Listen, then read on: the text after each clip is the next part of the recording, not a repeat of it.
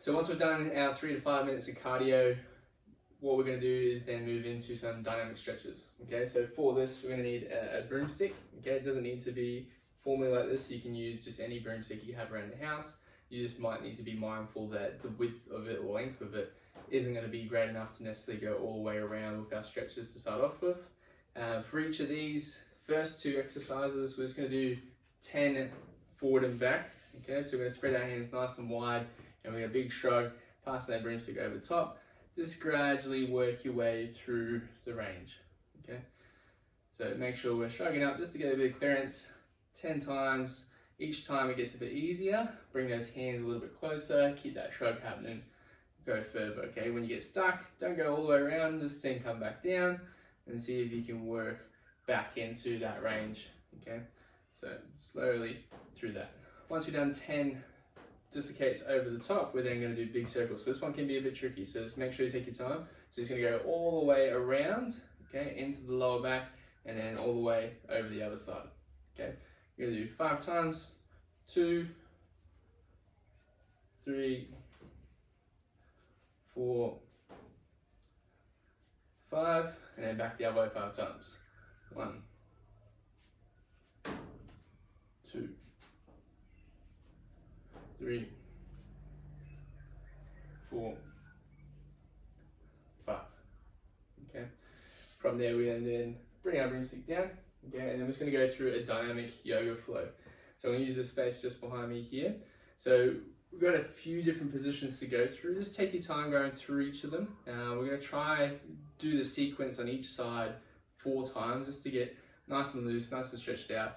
We'll get the heart rate up a little bit more, we'll warm you up a little bit more, but that's all that we're chasing to start off with. Okay, so I'm going to start from this side. We're going to do what's called an inchworm. Okay, so we're going to reach those hands down, stretch those hamstrings out, walk all the way out long, okay, into this tall plank. From here, dropping down, I'm going to squeeze my bum, lift the chest up, hold for a brief moment. From there, come back down, push back up into that tall plank, and we'll go left foot forward first. Doesn't matter which order you do it in.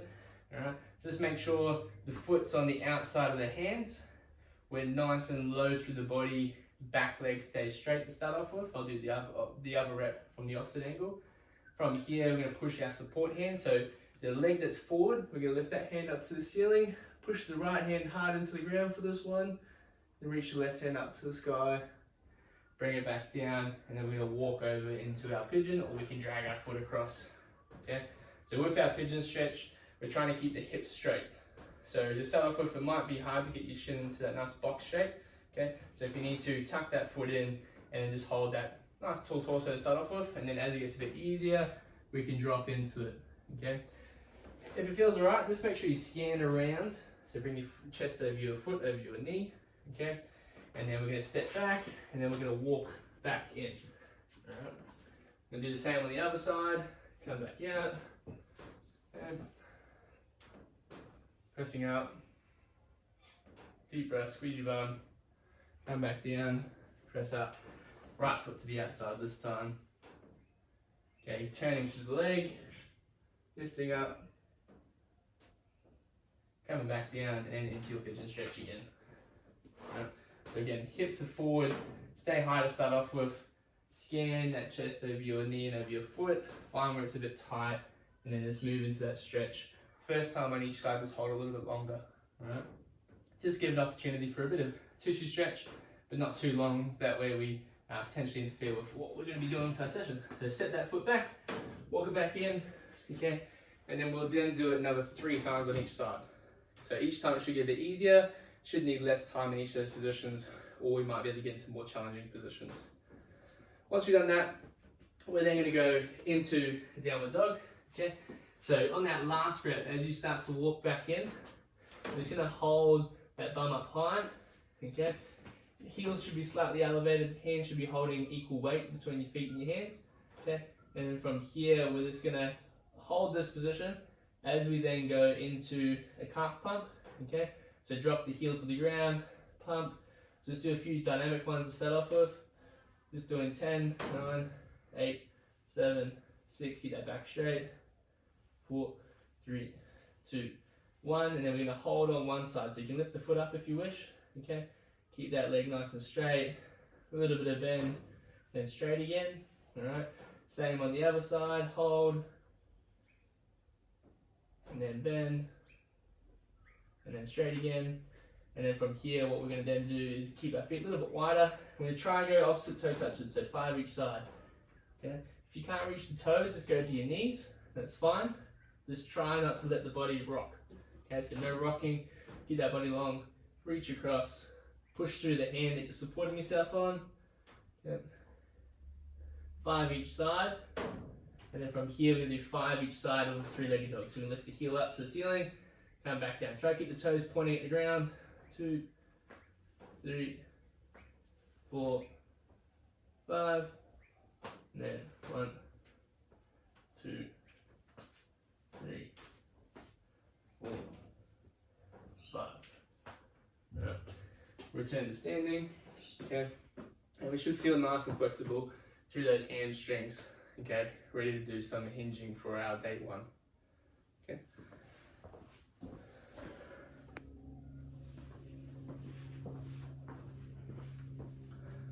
So day 2, we're going to look at single leg knee strength. Okay. So rather than just hinging, we're looking at actually loading that quadricep. So in our prep piece for our day 2, we're going to start off standing up tall. We're going to sweep that leg back, this time dropping that knee to the ground. So like I was saying with the day 1 prep piece, where we're focusing on more the hamstrings and the hips and trying to take away the knee, we're doing the opposite way here. Okay, so we're trying to emphasize that quadricep engagement as well as that glute, and from here we're going to drive back up. So try to keep that weight on that front foot, slide the foot back, touch the knee down, drive up. Okay, 5 reps on each leg. All right, so take your time. Where we finish, we're going to make sure that when we're at the bottom, we're nice and 90 degrees at both. A little bit of a lean forward. Our belly button shouldn't come any further, right chest shouldn't come any further than our middle thigh. Okay, that way warms us up for our split squats that we'll be doing shortly. Again, 20 band pull aparts. So squeeze our shoulder blades back, pull apart to the chest, slowly come back together. All right, try to keep tension in the band. All right, 20 reps, fast out, slow in. And then our banded rotations. So kneeling down, hand against the wall, choose a width, okay? Rotate through, keep everything still, breathe in, breathe out, come back together. All right, 5 each side. So that one doesn't change, we do 2 times through. So 2 sets of lunges, 2 sets of banded pull aparts, and 2 sets of banded rotations. Then at the end, we're gonna do some marching. So if you can do this in a run, that would be perfect, okay, as in like a nice straight line and march along that line. But otherwise, doing it on the spot is fine, okay? So essentially, even if you mark out 3 meters, we're gonna go through this 3 times. So you're either gonna just pogo, okay? So both feet together, just lots of little reps over 3 meters. On the return trip, I'll start from this side. We're gonna curl the toes up. So we're grabbing the bottom of the shoe with our toes. And then from here, we're keeping ourselves tall as we walk on our heels, all right? So we're pogoing down, right? All right? And then we're curling the toes up and heel marching back. All right. 3 times through, each time with the pogos, try to go a little bit higher just to warm up those calves, getting ready for some jumps later on. All right. Right, team, day 2. So today we're going to focus more on our quadricep strength, or essentially our pushing strength with our legs, and then our pulling strength with our upper body. So we're going to use all the equipment that we have, so our bands, our kettlebells, and our dumbbells again. So our first exercise is a rear foot elevated split squat. So essentially the technical terminology out of it, all we're doing is putting our foot up on an object and then we're doing essentially a lunge. So we've warmed up with our step back lunges. So therefore we should be well and truly ready for this from a strength and mobility perspective. But what you might do is just do one more set of just 5 or 6 reps on each leg just to get your foot placement right. So we want that continuity there throughout the whole sets, okay? So the foot's up on that back step. We're gonna have our front leg slightly in front of where our knee is with our back knee. And then when we come down to the bottom, we're going to make sure that we're going to slight angle forward, okay, so that way we're loading up that quad. We're going to make sure we've got a nice even pressure on our feet, so big toe, pinky toe, and heel, okay? So where that shin should feel like it's driving is straight through the middle of the foot, okay? Our chest will be forward if we are holding a weight in any fashion. It's not going to be any more forward than the mid-thigh, okay? And then pushing off that front foot, coming up nice and tall, all right? So control down and then fast up, all right? So with our weight, same as our single leg deadlifts, okay? If we hold it on the same arm, same leg that we're balancing on, we're going to essentially, with this one, we're going to load that knee a bit more, okay? So it can be a bit more favorable, but otherwise, to get a bit more out of the hip again, we'll just challenge it by changing to the other side. Alternatively, hold it in the middle to challenge those abs, okay? So there's lots of different ways we can progress this. So find which one works best for you, okay? So you can use a couch or a bench or any object that our foot is elevated onto. Just make sure that our foot should be about knee height. So if we're looking at where my foot is relative to my support leg, okay? So if I'm up here, it's slightly too high. So when I go down to that bottom, what it does is this dumps me forward into this tilt, okay? So if that would be the only height you have, what you can do is build a step up, so that way you can bring that level even, okay, or where you need it to. Whereas if I'm on this foot here, okay, my foot's just below knee height, it means I can keep that control through my pelvis and I'm not losing the contents of my pelvis and therefore just losing the transference that we want to get from our gym exercises to on the bike performance, okay. So nice controlled, chest up, slow descent, push up hard. We're going to do our broad jumps, okay. So you can either do this, map out at least 2 meters, okay, at least, or do it on grass or anywhere else that you're not limited by the distance you can jump to, right? So make sure what we're going to try and do is we're going to reach up tall, we're going to reach down to that catch position that we land in, right? And then from there, jump. So these ones, I want you to try and get height and distance, okay, with an emphasis on the height. So as we go up, we're jumping up, and then we're landing, right? Make sure we land every jump. We're not just landing and then stumbling forward. Make sure we absorb it, make sure we stop it. We should be landing like we're ready to go again. If you can do successive jumps in a row, reset and then go, but that means, it just means you don't have to start back or turn around to jump back the other way. So it gives us a little bit of a better stimulus, or a different stimulus at the very least. So making sure that we're jumping, reaching up tall every time, reach down low, jump, stick it, right? If we then go another one, I'll do the same, right? And then go again. If we're balanced and we're getting consistency again, we can look to do the successive triple jump as such, right? So again, balance overall is everything. Balance and then direction and then speed or load, all right? So with our dumbbell rows this time, what we're gonna do is we're gonna stand with our feet symmetrically and we're gonna be unsupported, okay? So really emphasize your body posture. So because mine's not a continuous loop, what I'm gonna do essentially is even you can do the same if you wish, okay? Put it around your feet, okay? And then from here, the dumbbell, I've got a lot more slack than what you will have, okay? But we're gonna have the dumbbell in our hands, okay? And then from here, we're gonna then pull up to our side, okay? So the band, again, so same as our push-ups the other day, the band tension down here is not much, okay?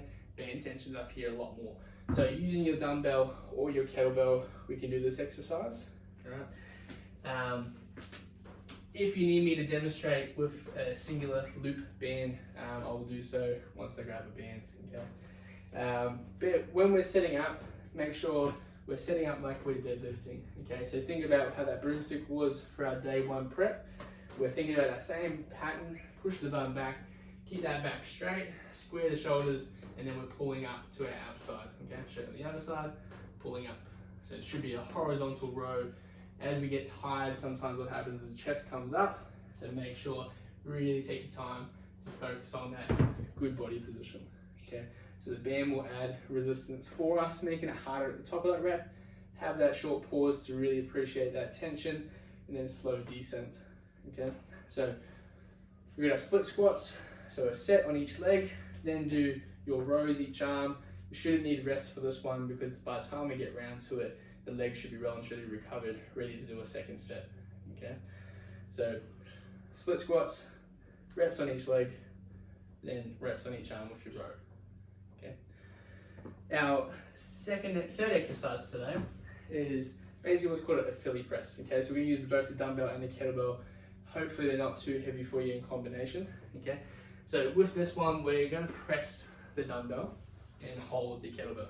And we're gonna be in what's called a half kneeling position. So we're gonna have our foot forward, okay?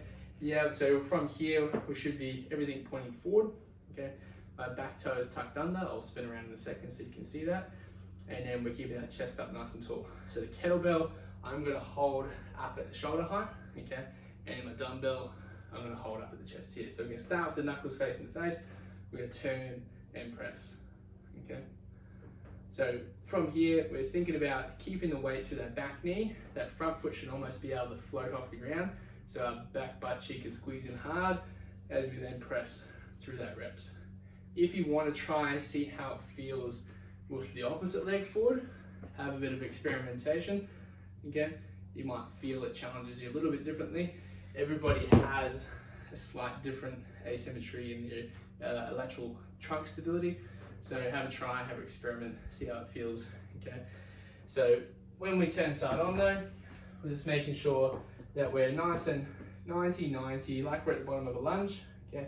Back toes tucked under, weight through that back knee, and then from here, that front foot's almost at a slight hover, so we're tight through the abs, pressing the dumbbell, okay? So that one, we're just gonna go back and forth, switching hands as we go.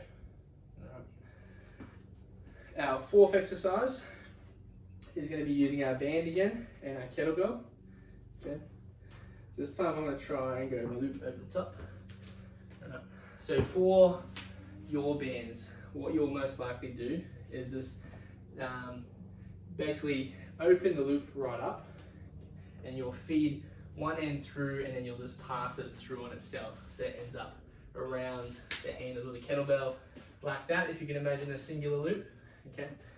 What I'm going to be able to do with this one is just essentially put it over top of the kettlebell, all right, and then I can stand on the bands. Okay, so we're going to do a kettlebell deadlift with our feet symmetrical. Okay, so the band again is just going to add some resistance for us, so making that kettlebell heavier without necessarily having a heavier kettlebell. And then where it's heavier is also at the top of the rep, where we're most mechanically advantaged by our lever lengths and muscle length. So therefore we can generate more power and technically lift more load anyway, okay? So to start off with, we're gonna start with our feet facing forward underneath our hips. We're gonna sit that bum back like we just did our rows with, grab the kettlebell, standing up tall first. So what we're looking for here is keeping those hips nice and high, okay? And the legs somewhat more straight. So we're gonna keep the kettlebell against our legs, stick the bum out, keep those legs straight as we can, slow down, hold, and then drive back through, okay? So again, reach down, push the bum back, stretch, drive back through, okay? So with the bands, what you'll then do is step onto it, okay? Yours will be a loop, so step into the corners of that, and then it'll be the same action, okay? So I'll try and adjust that so that way you can see what it might look like, okay? So at the top we've got more tension, so it's heavier at the top, okay? Bum goes back, gets a little bit easier as we go down, okay? No tension on that band, drive back up, okay? Yours will be more tensioned, okay, than mine will be. So nice and slow and controlled without the descent, explosion up, thinking about, again, pushing those feet into the ground. We're driving that movement through our hips, so our hips are coming forward to the kettlebell. We're not lifting the chest up, okay? So if you lift the chest up, we're gonna load up those back erectors more, whereas if we push through those legs, we're gonna use the muscles that we wanna work, all right?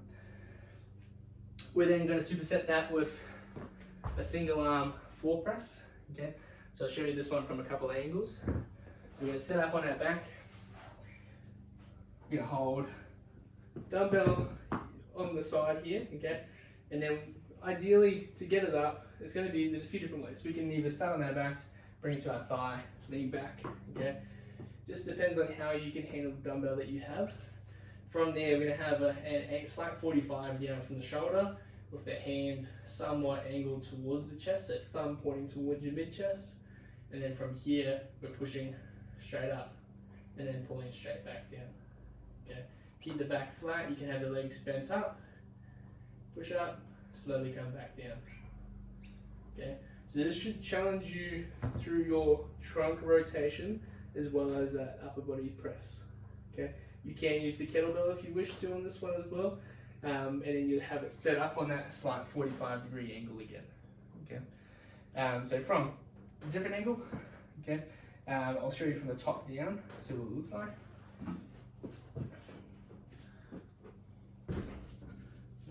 So line out the back. From here, angled out, turn slightly towards the chest, and I'm pushing up, and then it's late coming across. Okay.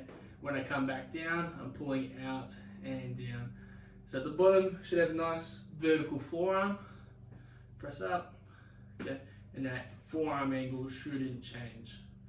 Try and keep this shoulder down to the ground, because sometimes what happens if we're a bit weak through the abs and how it's all connected, okay, the shoulder can roll. So really pin that shoulder down, control up. If you want to make it a little bit harder, you can lift the opposite leg up, or you can even do the same side leg up. Yeah. So you can actually incorporate a lot more abs into that as you see fit. Okay, so challenge yourself there. So kettlebell deadlifts with the bands and our single arm floor press with our dumbbell. Again, you can use the kettlebell if you wish, but up to you is to make sure that we meet again those expectations of the movement speed, movement quality, and our effort, so our physical exertion, and making sure that we're not going too hard too soon with those weights. Okay. From there, our last two exercises being core exercises, we just got a forearm plank. Okay, so we're going to be on the ground, start with our elbows underneath our shoulders. We're going to have our palms facing our face with nice relaxed hands. We're going to squeeze our bum and then lift our hips up. Okay, so try and find a midpoint for your shoulders. So drop down, push up, find a middle point, and then breathe nice and deep into those abs. You should be able to hold a conversation with yourself, but also keep tension in the abs, making sure that when we're down here, we're also not sagging. Okay, so if that chest starts coming forward, that typically means those hips are dropping down, and we don't want to be looking at our toes, because if we can see our toes, that means our bum's up in the air. So we want a nice straight line. Look down at your hands. Okay, find that middle point between the shoulders being pushed forward and retracted. Find somewhere in between. Breathe in nice and deep. Keep tension in your abs, but be able to hold a conversation. Okay, and then our last exercise is our side planks, but doing reps. Okay, so we're going to do a ladder here. So it's going to start off first, it's going to be 10 reps, then we're going to change to the other side, do 10 reps, and we're going to do 8, 8, and then 6, and then 6, all right? But with each of those reps, we're going to hold for 3 seconds in between. So what that's going to look like is on your elbow, we're going to start off up high, okay? Then we're going to drop the hip down, and then hold 2, 3, down, 2, 3, down, 3, 2, 3, down, 4, 2, 3, down, 5, 2, 3, and so on until we get to 10. Okay. Change to the other side. So it should take you at least 30 seconds to do the side plank. Okay. So have that timer on. Do the same on the other side.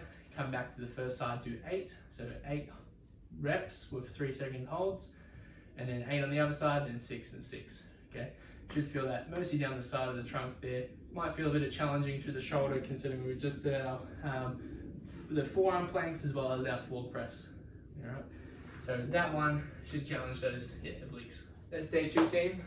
We're going to start off with those 2 routines for the next couple of weeks, and then we're just going to play around with our rep schemes and movement tempos to then get the most out of those exercises. So make sure you let me know how you get on with each of those sets, and that way we can just progress things individually as needed. Okay, but that's our fundamentals. Build on these for the next couple of weeks, and then we'll start adding in some new exercises, or making the other ones that we're already doing a little bit harder. But hopefully by that time, all of this coronavirus thing is done with and we're back in the gym. All right.